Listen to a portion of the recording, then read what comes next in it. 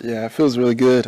Obviously, it's been kind of tough at times getting used to it again just because it's been an all year off from playing football. So obviously, got to get back into football shape and things of that nature. But it just feels good to be able to go run around again and, get back into the swing of things.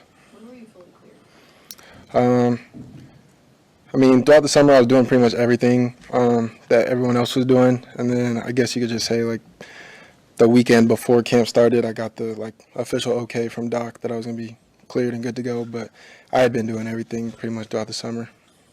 You had a long road just to get to the beginning of last season, and then to have an injury, halfway through the first game.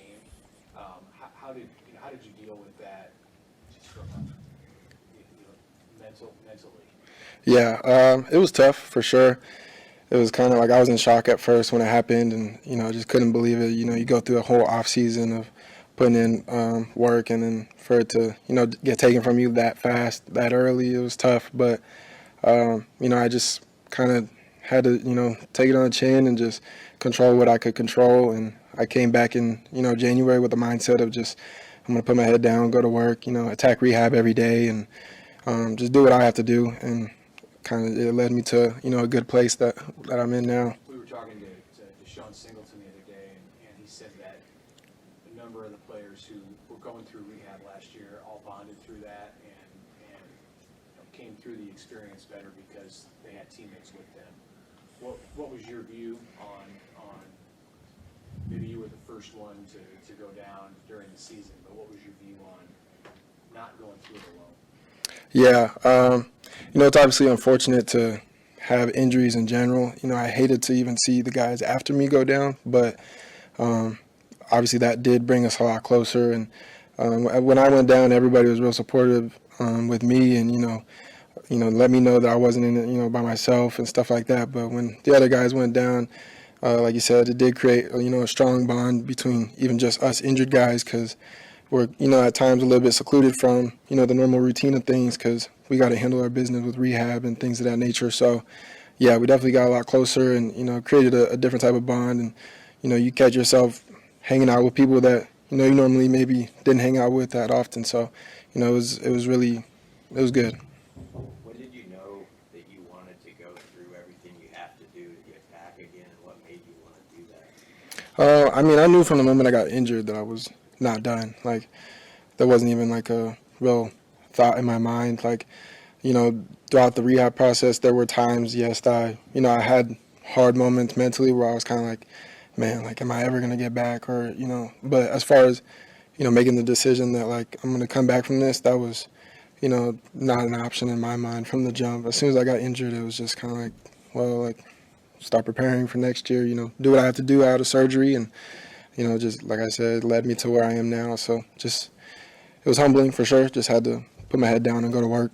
Isaiah, you've worked with a lot of different quarterbacks here: Casey Thompson, Chuba Purdy, Hunter Carver, Jeff Sims. What jumps out about Dylan Raiola as you had a chance to live with him? Yeah, he's just really mature. For his age, he's a young guy, obviously, but he's way ahead of his time, in my opinion. He just football IQ is excellent. It's just he's real natural. It's not like he's really forcing things out there on the field, and he prepares, he puts the work in beforehand, and it's just he goes out there and you could tell that he has a sense of confidence from the time he steps on the field, and he just wants to go ball. Have you been a part of a receiver room that you felt stacked up to this one as far as talent and like depth and competitiveness maybe? I would say that this is probably the most talented room that I've been a part of, and depth, like you said.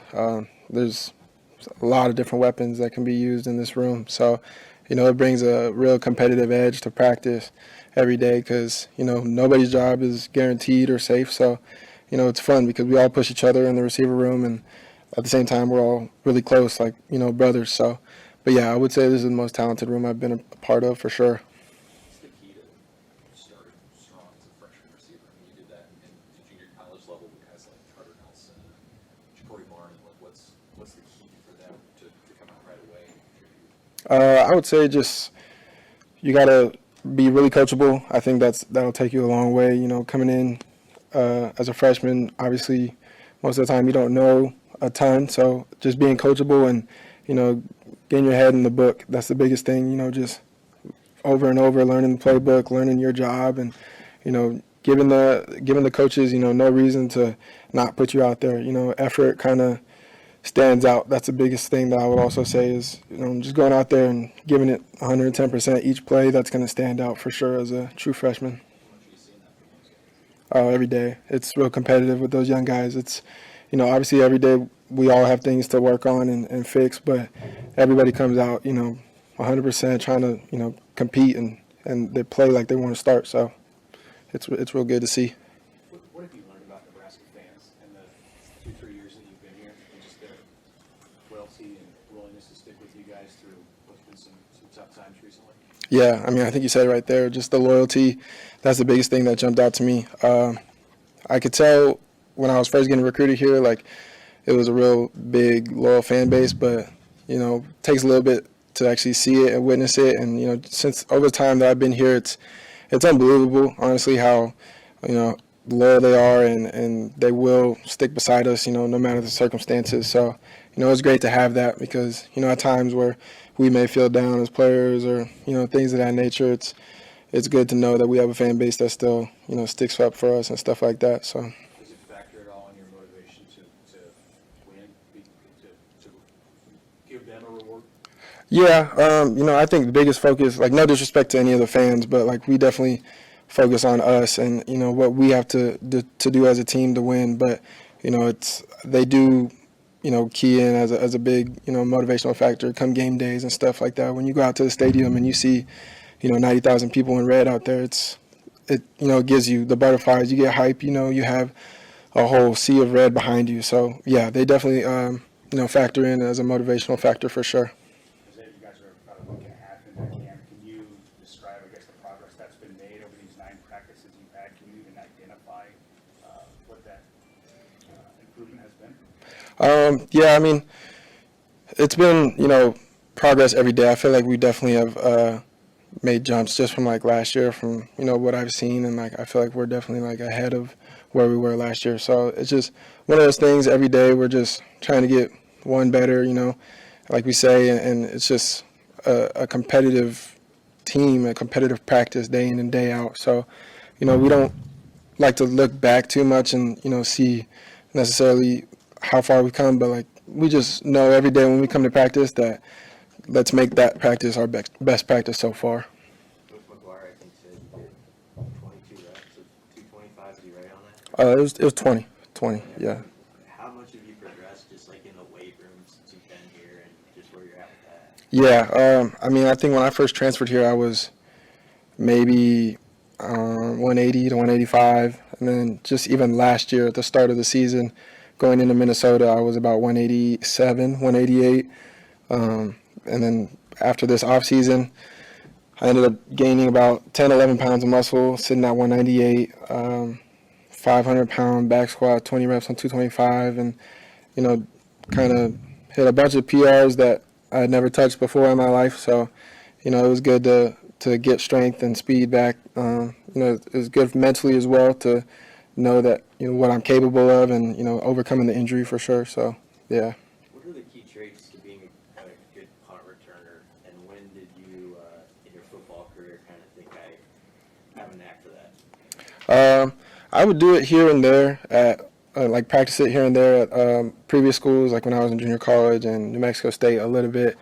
But when I got here, they put me back there, and last year I was backup punt returner, so I was getting a lot of reps and stuff throughout camp and things of that nature. But, yeah, coming back into this offseason and by the time I got to summer, I for sure knew that I wanted to, step into that role and be a guy that's competing for that job.